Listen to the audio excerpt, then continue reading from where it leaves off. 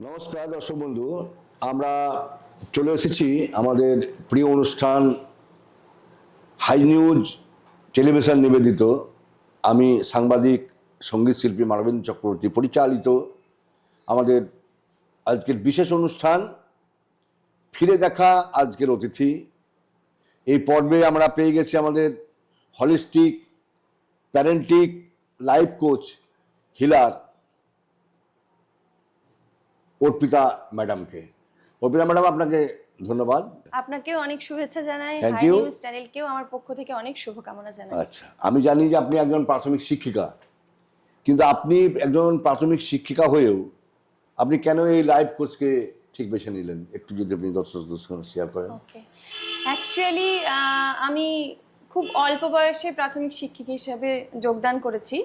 তারপর থেকে আমার মনে হয়েছে যে আমি আমার লাইফকে আরও বেটার কীভাবে করতে পারি, আমার স্টুডেন্টদের লাইফকে আরও বেটার কীভাবে করতে পারি, এবং আলটিমেটলি সমাজকে আরও বেটার কীভাবে করা যায়।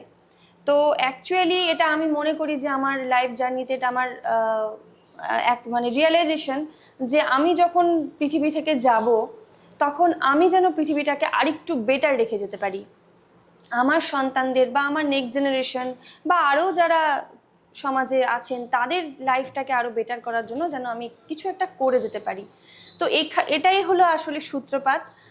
আর তারপরে না আমার লাইফে বহু কিছু ঘটে গেছে, প্রচুর কিছু আমি চ্যালেঞ্জেস ফেস করেছি। তো আমার মনে হয়েছে যে এই বিষয়গুলো মানুষ যারা সাফার করছেন, যারা ব্যক্তিগত জীবনে বলুন বা প্রফেশনাল জীবনে বলুন, শারীরিক মানসিক আবেগিক দিক থেকে, তো এই সলিউশনগুলো প্রত্যেকের প্রয়োজন। তাহলেই না লাইফ একটা বিউটিফুল সেলিব্রেশন লাইফ হয়ে যায়। তো সেইখান থেকেই আমার আর কি এই জিনিসটাকে প্রফেশনালি চুজ করা। আচ্ছা, আপনার যে এই যে লাইফ কোচ যে সার্ভিস, এখানে মানুষ কিভাবে উপকৃত হতে পারবে যদি একটু বুঝিয়ে বলুন। আচ্ছা, অ্যাকচুয়ালি লাইফ কোচিং মানে দেখুন, আমরা ফর্মাল এডুকেশনে যেটা শিখি সেটা হয়তো আমাদের প্রফেশনাল লাইফে শুধুমাত্র একটা ডিগ্রি নিয়ে একটা চাকরি পেতে ঠিক আছে হেল্প করে, কিন্তু অ্যাকচুয়াল লাইফে যে আমাদের রিলেশনশিপ প্রবলেম, আমাদের যে হেলথের বিভিন্ন প্রবলেম, হেলথ বলতে ফিজিক্যাল হেলথ আসে, মেন্টাল হেলথ আসে, ইমোশনাল হেলথ আসে। অ্যাকচুয়ালি মানুষের সাফারিং কিন্তু সমস্ত কিছু এই জন্য। একটা শ্রেণীর মানুষ আছেন যারা তাদের লাইফকে না সবসময় সেলিব্রেশন মুডে রাখেন, সবসময় তারা সেলিব্রেট করছেন, কিন্তু আমরা যারা সাধারণ ঘরের, আমি খুব মিডল ক্লাস ফ্যামিলি থেকে বিলং করি, আমি একটা গ্রামের মেয়ে, একদমই একটা প্রত্যন্ত গ্রামের মেয়ে। তো সেখানে আমি দেখে এসেছি যে সবার সব কিছু আছে। দেখুন, আজকের দিনে মানুষের না টাকা পয়সার অভাব নেই। আমি একটা শ্রেণীর কথা বলছি, অন্তত খাওয়া এবং পড়তে মিনিমাম যে রিকোয়ারমেন্ট সেটা কিন্তু সবার জীবনে পূর্ণ হয়ে থাকে, কিন্তু আলটিমেটলি যে শান্তি, যে সুখ, সেটার কিন্তু সকলের অভাব। সবাই কিন্তু ওই শান্তি আর সুখের খোঁজেই সব কিছু করে চলেছে, কিন্তু আমাদের প্রতিদিনের যে লাইফস্টাইল, আমাদের যে ফুড হ্যাবিট, আমাদের যে থট সিস্টেম, আমাদের যে আবেগিক যেভাবে আমরা আর কি নিয়ন্ত্রণ হারিয়ে ফেলি, এটাই না আমাদের জীবনটাকে একদম দুর্বিষহ করে তুলেছে। আজকের দিনে সমাজে দাঁড়িয়ে দেখা যাচ্ছে যে আমরা খাবার খাচ্ছি, আমরা ডাক্তারের কাছে যাচ্ছি, কিন্তু আলটিমেটলি যে ফ্রিডম, হেলথের যে ফ্রিডম, সেটা আমরা পাচ্ছি না। মেন্টালি আমরা ফ্রি নেই। আজকের দিনে দেখা যাচ্ছে যে প্রত্যেকটা বাড়িতে বাড়িতে, ইভেন আমি আমার স্কুল লাইফে দেখেছি, আমার প্রফেশনাল স্কুলিংয়ে আর কি দেখেছি যে ছোট ছোট বাচ্চারা তারা এখন মুখেও বলছে যে আমি আজকে ভীষণ স্ট্রেস। তো এইটাই না একটা ভীষণ তাদের লাইফে হার্মফুল সিচুয়েশন তৈরি করছে। তো লাইফ কোচিং অ্যাকচুয়ালি যে জীবনটাকে যে সুন্দরভাবে বাঁচা যায়, একদম পরিপূর্ণ সুস্থতার সাথে, শারীরিক সুস্থতার সাথে, পরিপূর্ণ মেন্টাল স্টেবিলিটির সাথে, মেন্টাল পিসের সাথে, ফুলফিলমেন্টের সাথে, এগুলো আমরা সব করতে পারি। এবং বর্তমানে যে দেখা যাচ্ছে যে সম্পর্ক নিয়ে একটা ভীষণ জটিলতা তৈরি হয়ে যাচ্ছে, প্রায় প্রত্যেকটা ফ্যামিলিতে রিলেশনশিপ ইস্যু, সন্তানের সাথে বাবা মায়ের প্রবলেম, হাজব্যান্ড ওয়াইফের সাথে প্রবলেম, বয়ফ্রেন্ড গার্লফ্রেন্ডদের সাথে প্রবলেম। তো এইগুলোকে না সব সলিউশন করা যায়। আমি যখন আমার নিজের লাইফে এই সমস্ত প্রবলেমগুলোকে সলভ করি, তখন আমার মনে হয়েছে যে না, এই বার্তা, এই সিস্টেমটা যদি আমি সমাজের মধ্যে ছড়িয়ে দিতে পারি, তাহলে এটা আমার একটা সব থেকে ভালো সার্ভিস হতে পারে, যেটা আমি আমার জীবনের পারপাস হিসেবে মনে করি।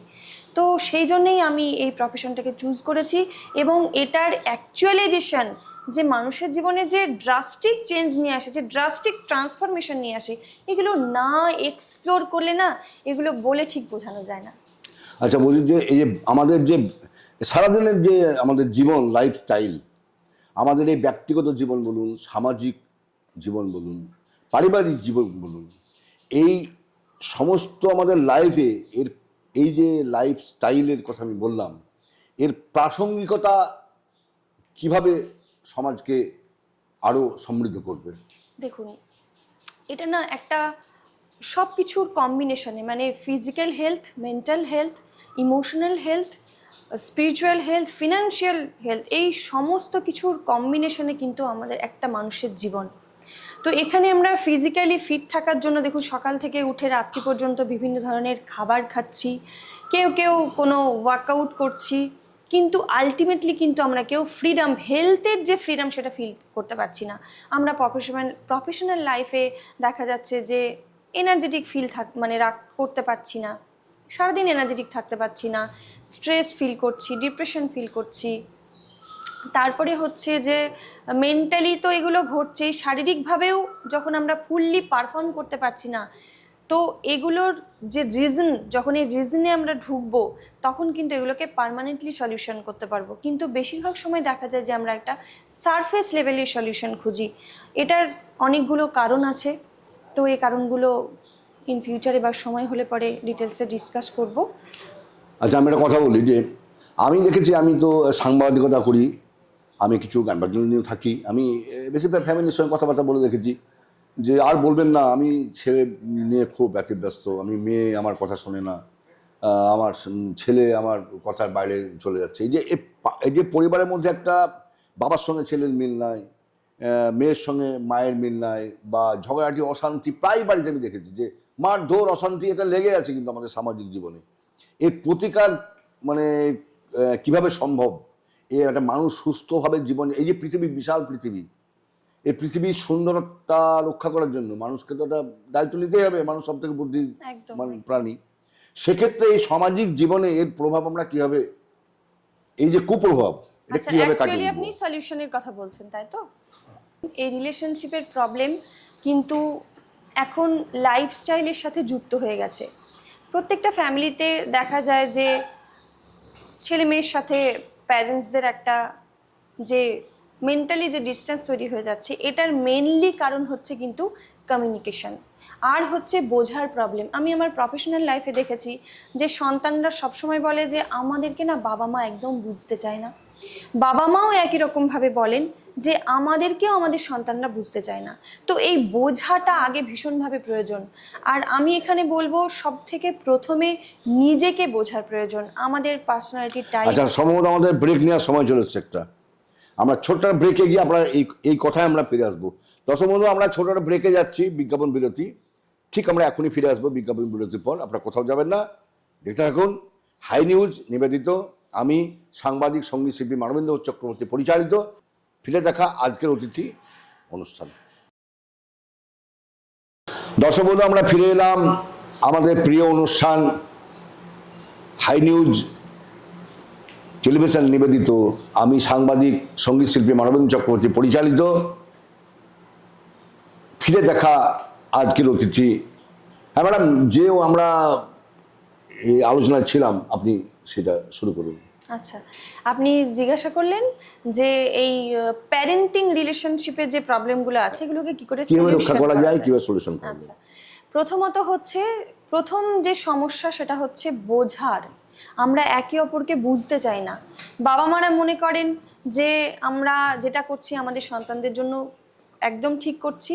আমি একদম একমত পোষণ করি যে প্রত্যেকটা বাবা মাই তাদের সন্তানদের সব থেকে বেটারটাই তারা চান।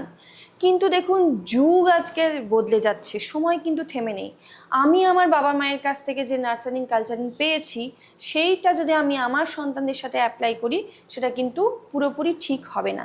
নতুন স্কিল চাই, নতুন স্ট্র্যাটেজি চাই। তো সেক্ষেত্রে প্রথমত হলো নিজেদেরকে বোঝা। আমাদের রেসপন্স দেওয়া, আমরা বেশিরভাগ সময় না রিয়্যাক্ট করে ফেলি, আমরা আমাদের আবেগকে নিয়ন্ত্রণ করতে পারি না, আমরা রিয়্যাক্ট করে ফেলি।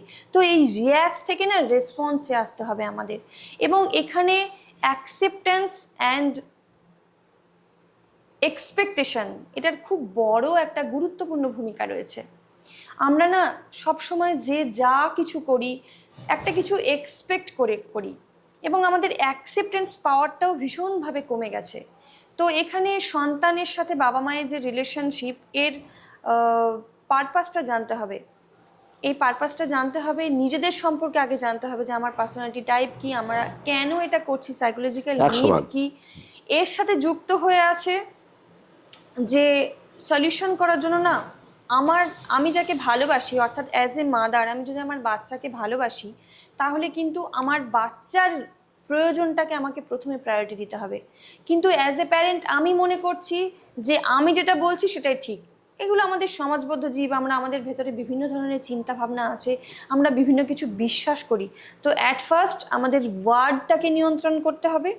আমাদের যে বিশ্বাস আছে বাবা মায়ের সম্পর্ক সম্পর্কে, সন্তানের সম্পর্ক সম্পর্কে, সন্তানের আচরণ সম্পর্কে, বাবা মায়ের আচরণ সম্পর্কে, তো এই বিশ্বাসটাকে না একটুখানি চেঞ্জ করতে হবে। কেননা আজকে কিন্তু সেই সময় আমরা পড়ে নেই, অনেকটা এগিয়ে এসেছি। আমাদের সঙ্গে আমাদের সন্তানদের এই বয়সে এসে দাঁড়িয়ে আমি যদি আমার সন্তানের সাথে মনে করি, তাহলে প্রায় 1 যুগ বয়সের ডিফারেন্স।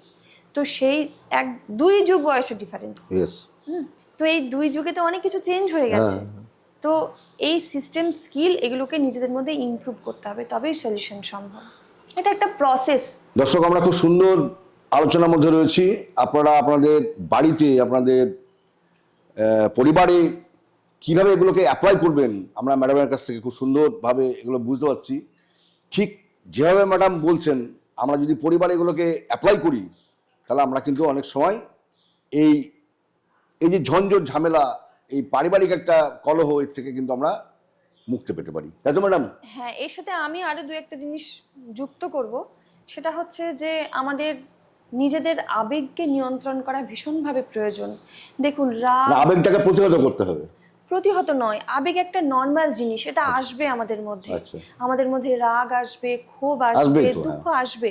কিন্তু এইগুলোকে আমরা কিভাবে নিয়ন্ত্রণ করব, কোথায় আমরা রিয়্যাক্ট করব, কোথায় রেসপন্স করব, কোথায় কিভাবে করব, সেটা অ্যাজ এ প্যারেন্ট আপনাকে আগে ইমপ্রুভ করতে হবে, অ্যাজ এ প্যারেন্ট আমাকে আগে ইমপ্রুভ করতে হবে। আমি যখন আমার এই আবেগটাকে নিয়ন্ত্রণ করতে শিখবো, তখন না আমাকে দেখে দেখে আমার সন্তান শিখবে যে কোথায় রিয়্যাক্ট করতে হয়, কোথায় রেসপন্স করতে হয়, কোথায় রাগটাকে কন্ট্রোল করতে হয়, কোথায় রাগটাকে অ্যাপ্লাই করতে হয়।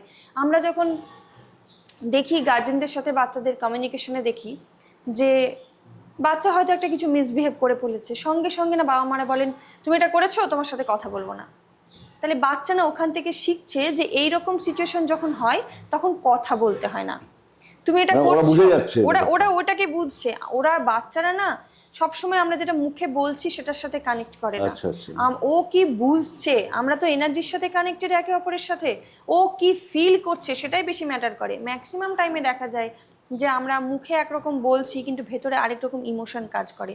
বাচ্চাদের না আমরা বাইরে থেকে দেখতে পাচ্ছি দুটো চোখ, কিন্তু অনেক কিছু ভেতরে কাজ করে। তো বাবা মা হিসেবে অনেক কিছু চেঞ্জেসের প্রয়োজন আছে, অনেক কিছু ডেভেলপের প্রয়োজন আছে, অনেক কিছু বোঝার প্রয়োজন আছে। অ্যাজ এ প্যারেন্ট আমরা যখন অ্যাকচুয়ালি আমরা সন্তানের মধ্যে যে যে গুণগুলো দেখতে চাই, সেই সমস্ত কোয়ালিটিগুলো, গুণগুলো প্যারেন্টদের মধ্যে আগে ডেভেলপ করতে হবে, তবেই সেটা সন্তানদের মধ্যে চ্যানেলাইজ হবে। বাচ্চারা হলো আমাদের মিরর, ওরা আমাদের রিফ্লেকশন। আমাদের ভেতরে যে আমাদের যে ইমোশনাল বডি, আমাদের যে এথার্নিক বডি, সেখানে আমরা কি এনার্জি ক্যারি করছি, অ্যাকচুয়ালি ওরা না ওটারই রিফ্লেকশন। ওদেরকে দোষ দিয়ে আমরা খুব বড় ভুল করছি। আচ্ছা আচ্ছা, ঠিক আছে। আমরা তাহলে শুনলেন ম্যাডামের কাছে, আমরা বাচ্চাদেরকে খুব একটা দোষ দেবো না, তাদেরকে আমরা সেভাবেই তৈরি করবো আর কি। আচ্ছা, পরের প্রশ্নে যাবো আমি। এই যে আজকে আমি আগে বলেছি সমাজ দূষিত, পৃথিবী দূষিত, আমি ওই প্রশ্নে যাব না। ঘটনা হচ্ছে আজকে মানুষ কোনো না কোনো ব্যাধি, কোনো না কোনো রোগে আক্রান্ত। মানুষ চিকিৎসার জন্য যাচ্ছে ভেলোর, যাচ্ছে ব্যাঙ্গালোর, আমাদের বাংলা ছেড়ে কেউ কলকাতা যাচ্ছে, যেখানে যার বিশ্বাস আছে আর কি, যেখানে যার ভরসা আছে, সেখান থেকে মানুষ দৌড়চ্ছে চিকিৎসার জন্য। কিন্তু চিকিৎসা পেয়ে কিন্তু তারা এটাকে পার্মানেন্ট সলিউশন কিন্তু হচ্ছে না কারো জীবনেই, আমারই হোক বা আমার ছেলেরা বা আমাদের পরিবারের আমার বন্ধু বান্ধব, মানে যে একদম পার্মানেন্ট যে সলিউশন এটা কিন্তু কোথাও মিলছে না। এই ব্যাপারে আপনার কি পরামর্শ আছে বলি। একটু যদি আপনি শেয়ার করেন। আমি যেটা এখনই বললাম যে আমাদের 3 কাইন্ড অফ বডি আছে, আমরা আমাদের প্রফেশনালি এগুলো আর কি বলি। তো আমাদের যে medical body, emotional body and ইথারনিক body, আমরা যখন মেডিকেল ট্রিটমেন্টে যাই তখন না আমাদের সারফেস লেভেলে শুধুমাত্র মেডিকেল বডি ট্রিটমেন্ট হয়, কিন্তু আমাদের যে ইমোশনাল বডি, আমাদের যে এথারনিক বডি, এনার্জি বডি, সেখানে ট্রিটমেন্ট হয় না। পার্মানেন্টলি যে কোনো ডিজিজ থেকে ফ্রি হওয়ার জন্য ওই ইমোশনাল যে ব্লকেজেসগুলো আমাদের মধ্যে আছে, ছোট থেকে বড় হতে আমরা বিভিন্নভাবে ট্রমাটাইজ হয়ে যাই, বিভিন্নভাবে আঘাতপ্রাপ্ত হই। তো এইগুলোকে না আগে হিল করার ভীষণভাবে প্রয়োজন। এগুলো যখন আমাদের এনার্জি এথারনিক বডি থেকে, এনার্জি বডি থেকে, আমাদের ইমোশনাল বডি থেকে টোটালি হিলড হয়ে যাবে, আমরা না মেডিকেলি বডিকে ডিটক্সিফিকেশন প্রসেসে নিয়ে যায়, ডিটক্সিফিকেশন করার চেষ্টা করি, কিন্তু আমাদের মেন্টাল ডিটক্সিফিকেশন ভীষণভাবে প্রয়োজন। আমাদের এথারনিক বডিতে, আমাদের সাবকনসিয়াস মাইন্ডে, আমাদের মেটাকনসিয়াস মাইন্ডে এই যে এত বছর ধরে যে বিভিন্ন ধরনের চিন্তা ভাবনা ধারণা এগুলো ইনস্টল হয়ে আছে, সেগুলোকে রিলিজ করার ভীষণভাবে প্রয়োজন।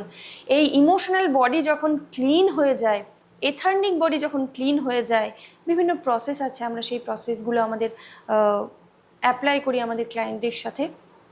তো তখন না একদম বডি ফুললি ডিজিজ ফ্রি হয়ে যায়। তো শুধুমাত্র মেডিকেল বডিতেই ট্রিটমেন্ট করালে হবে না, আমাদের যে ইমোশনাল বডি আছে, আমাদের যে এথারনিক বডি আছে, সেগুলোকেও হিল করতে হবে। দেখা গেছে যে ক্যান্সারের পেশেন্ট পর্যন্ত সম্পূর্ণ সুস্থ হয়ে গেছে, কিন্তু মেডিকেল ট্রিটমেন্টে আমি জানি না যে এরকম কতটা সাকসেসফুল হয়েছে। আচ্ছা, ঘটনা হচ্ছে যে আমরা তাহলে এই যে চিকিৎসা ব্যবস্থা আমাদের ভারতবর্ষ তথা গোটা দেশ জুড়ে রয়েছে, বিশ্ব জুড়ে রয়েছে, এই চিকিৎসা ব্যবস্থা ছাড়া তো মানুষ বাইরে বেরিয়ে আসতে পারছে না। আর চিকিৎসা বাদ দিয়ে কি কোনো যোগের মাধ্যমে, আমরা অনেক সময় যোগের কথা শুনি, আমরা অনেক সময় ব্যায়ামের কথা শুনি, সেই বিষয়ে আপনার কোনো এক্সপিরিয়েন্স যদি আপনি বলেন একটু। দেখুন, এথারনিক বডিতে যে আমাদের যে 7 চাক্রাস আছে, এই 7 চাক্রাসকে ক্লিন করতে হয়, অরা ক্লিনিং করতে হয়। মেডিকেল বডিতে তো ট্রিটমেন্ট লাগবে, ওটা তো মাস্ট, কিন্তু তার সাথে সাথে আমাদের যে এখনই যেটা আমি বললাম যে আমাদের ইমোশনাল বডিতে এবং আমাদের এথারনিক বডিতেও ট্রিটমেন্টের প্রয়োজন, হিল করার প্রয়োজন। আমাদের ভেতরে যে দীর্ঘদিন ধরে যে রাগ ক্ষোভ জমা হয়ে আছে, আমাদের এথারনিক বডিতে যে ইনস্টল হয়ে আছে এনার্জি লেভেলে যে প্রবলেমগুলো হয়ে আছে, সেগুলোকে যখন আমরা হিল করব, একদম ক্লিন করে ফেলবো, তখন না লাইফ একদম ফুললি সেলিব্রেশন থাকবে, তখন একদম খুব সুন্দর ফ্রি থাকবে। আচ্ছা, আমরা এখন ধরুন রাস্তাঘাটে যাচ্ছি, আপনি শহরে বলুন, গ্রামাঞ্চলে বলুন, তারপরে যেখানে আমরা যাচ্ছি, আমরা এখন ফুচকা, তারপরে মোমো, বিভিন্ন চিকেন, বিভিন্ন ফাস্ট ফুড, জাঙ্ক ফুড আমরা আসক্ত সকলে কম বেশি। তো এইখান থেকে মানুষ কি করে বেরিয়ে আসবে, নিজের স্বাস্থ্য সম্পর্কে সচেতন মানুষ কবে হবে, কিভাবে হবে, যদি একটু বলেন। ফাস্ট ফুড সম্পর্কে বেরিয়ে এসে একটা ভালো দেখুন, খাদ্যাভ্যাস তৈরি করবে মানুষ। ফাস্ট ফুড জাঙ্ক ফুডের যে কি ব্যাড এফেক্ট, এটা তো নতুন করে আমার কিছু বলার অপেক্ষা রাখে না, এটা আমরা সবাই জানি, রিয়ালাইজ করছি এখন বর্তমান যুগে। তো এগুলোর থেকে বেরিয়ে আসতে গেলে না কিছু গুড হ্যাবিট নিজের মধ্যে ইনস্টল করতে হবে। এর জন্য প্রথম হলো ওয়ার্ড। আমাদের ভেতরে কি সেলফ টক চলছে, সবসময় কি সেলফ টক চলছে, আমাদের সেলফ লাভ কতটা, আমরা সবাই বলি নিজেকে আমরা ভালোবাসি। নিজের ভালোবাসাটা আমি দেখতে পাই আমার চারপাশের মানুষজন, তারা নিজেকে ভালোবাসা বলতে বোঝায় যে নিজেকে হয়তো একটু সময় দিলাম মানে কি, হয়তো সেই সময়টাও আমি মোবাইল বা টিভি বা এ ধরনের কোনো ইলেকট্রনিক গ্যাজেটের সাথে সময় কাটালাম, বা হয়তো একটা রেস্টুরেন্টে গিয়ে ভালো মন্দ খাওয়া দাওয়া করলাম, বা হয়তো একটু ভালো পোশাক পরলাম, একটু অর্নামেন্টস ইউজ করলাম, আমি মেয়েদের কথা বলছি। তো এগুলো না সেলফ লাভের রিফ্লেকশন নয়। সেলফ লাভ হলো যেখানে আপনি কোনো ধরনের কোনো হার্মফুল না খাবার ইউজ করতে পারবেন, আপনার জন্য ইনটেক করতে পারবেন, না কি আপনি কোনো নেগেটিভ থিঙ্কিং করতে পারবেন যেটা আপনার জন্য ভীষণভাবে হার্মফুল। তো এগুলোর জন্য ডেইলি কিছু হ্যাবিট বিল্ড করতে হয়। এর মধ্যে আমি কয়েকটা হ্যাবিট বলবো যেগুলো ভীষণ পাওয়ারফুল। সেটা হচ্ছে ভোরবেলায় ঘুম থেকে ওঠা, ভোরবেলায় ঘুম থেকে উঠে একটুখানি এক্সারসাইজ করা। হাঁটতে যাওয়া একটা এক্সারসাইজের পার্ট। হাঁটাতে না কমপ্লিট এক্সারসাইজ হয় না। তো হাঁটা একটা এক্সারসাইজের পার্ট। আমরা হাঁটতেই পারি 10 মিনিট, আধ ঘন্টা, দুবেলা হাঁটতেই পারি, কিন্তু সাথে সাথে এক্সারসাইজ করা, বিভিন্ন ব্রিদিং টেকনিক প্র্যাকটিস করা, মেডিটেশন করা, এগুলো ভীষণভাবে প্রয়োজন। তার সাথে সাথে ডেইলি লাইফে কিছু পজিটিভ অ্যাফার্মেশন নিজেকে দেওয়া প্রতিনিয়ত। বলা হয়, আমাদের উপনিষদে বলা আছে যে শব্দ হলো ব্রহ্ম। তো এই শব্দটাকে নিয়ন্ত্রণ করা, আমি কি বলবো, আমি সবসময় আমার ক্লায়েন্টদের বলি যে আমি যেটা আমার নিজের লাইফে চাই সেটাই সবসময় বলবো, যেটা আমি আমার লাইফে চাই না সেটা আমি অন্যদের জন্য সেই ওয়ার্ডটা ইউজ করব না, সেই থটটাও ইউজ করব না। আমি কিন্তু ট্রান্সফরমেশনের কথা বলছি এখানে। তো এগুলো হলো স্টেপ বাই স্টেপ প্রসেস। এগুলো শুধুমাত্র বলে হয় না, 10 মিনিট, আধ ঘন্টা, 1 ঘন্টা ধরে বলে হয় না, প্র্যাকটিক্যালি আসতে হয়, এগুলোকে এক্সপ্লোর করতে হয়, তবেই না লাইফ একদম অন্যরকম হয়ে যায়। দেখো, আমরা শেষের দিকে চলে এসেছি, তো শেষ যে কোশ্চেন করবো, তো আপনি এই যে আপনার যে লাইফ কোচের যে হিলার, যে ট্রেনিংয়ে মানে যে আপনি পোস্টে রয়েছেন, মানুষকে শেষে যে বার্তাটা দেবেন সেটা কীভাবে আমরা মানুষের অ্যাপ্লাই করবে, কীভাবে সেটা বলুন। আমি প্রথমত বলবো যে আমরা কি চাই নিজের জীবনে, আমরা শারীরিকভাবে নিজেকে কোন জায়গায় দেখতে চাই, মেন্টালি কীভাবে নিজেকে দেখতে চাই, কোন পজিশনে দেখতে চাই নিজেকে, আমাদের মধ্যে সম্পর্ক, আমার সন্তানের সাথে, আমার স্পাউসের সাথে, আমার প্যারেন্টসদের সাথে, আমার কালিগসদের সাথে, পরিবারের লোকজনের সাথে আমার সম্পর্কটা কীরকম আমি রাখতে চাই, নিজেকে কীভাবে দেখতে চাই, সেই জায়গাটা আগে ডিসাইড করুন এবং তারপরে না স্টেপ বাই স্টেপ প্রসেসে যান। এখানে শুধুমাত্র সারফেস লেভেলে ভাবলে হবে না, একদম পার্মানেন্ট সলিউশনের জন্য ভাবতে হবে। আমাদের ভেতরে সম্পর্কের ব্যাপারে আমি বলি যে যদি আমরা দেখি যে আমার সাথে আমার ছোটোবেলায় আমার বাবা মায়ের খুব একটা গুড রিলেশন ছিল না, হয়তো তাদের কাছ থেকে আমি বিভিন্নভাবে আঘাতপ্রাপ্ত হয়েছি, তো সেটাকে না আগে হিল করা ভীষণভাবে প্রয়োজন। এটা যদি হিল না হয় তাহলে কখনোই আমার সন্তানের সাথে আমি গুড বিহেভ করতে পারবো না, এটা ওই রিফ্লেকশনটাই বেরিয়ে আসে। তো আমার মানুষের কাছে আবেদন যে আপনারা সবাই ভীষণভাবে ভালো থাকুন। এই ভালো থাকার জন্য নিজেদের যে ইমোশনাল বডি আছে, এথার্নিক বডি আছে, এগুলোকে হিল করুন, তবেই শারীরিকভাবে সম্পূর্ণ সুস্থ থাকবেন, মানসিকভাবে সম্পূর্ণ সুস্থ থাকতে পারবেন এবং সুন্দর সম্পর্ক তৈরি হবে যেখানে লাভ, রেসপেক্ট, ট্রাস্ট এগুলো অটোমেটিক বিল্ড হবে। Thank you thank you. আমরা একদম শেষে চলে এসেছি, আমরা শেষ করব। তো সবাইকে ধন্যবাদ জানাচ্ছি হাই নিউজ তরফ থেকে, টেকনিশিয়ান বন্ধুদের ধন্যবাদ জানাচ্ছি, হাই নিউজ কর্তৃপক্ষকে আমার অশেষ ধন্যবাদ এরকম একটা অনুষ্ঠান উপহার দেওয়ার জন্য। আর ম্যাডাম আপনাকে অশেষ ধন্যবাদ যে আমরা আপনার মতন একজন ভালো কোচার কাজকে আমাদের অনুষ্ঠানে পেয়ে আমরা খুব খুশি। আবার দেখা হবে, কথা বলে আমার ভীষণ ভালো লাগলো। ভালো থাকবেন। Thank you so much. আমি সাংবাদিক, সঙ্গীত শিল্পী মানবেন্দ্র চক্রবর্তী পরিচালিত ফিরে দেখা আজকের অতিথি। আপনারা ঠিক রাত্রি 10টার সময় এই হাই নিউজ টেলিভিশনে পর্দায় চোখ রাখুন। সকলকে আমার অভিনন্দন, ধন্যবাদ, ভালোবাসা।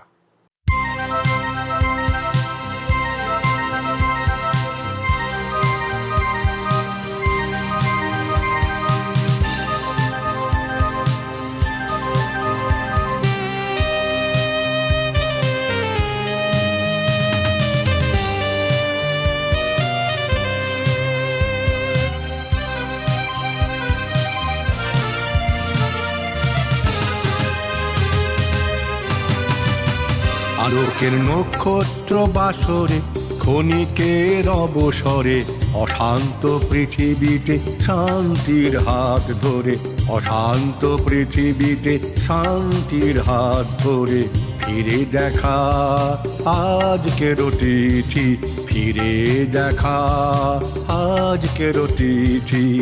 আলোকের নক্ষত্র বাসরে ক্ষণিকের অবসরে অশান্ত পৃথিবীতে শান্তির হাত ধরে, অশান্ত পৃথিবীতে শান্তির হাত ধরে ফিরে দেখা আজকের তিথি, ফিরে দেখা আজকের তিথি, আলোকের নক্ষত্র বাসরে।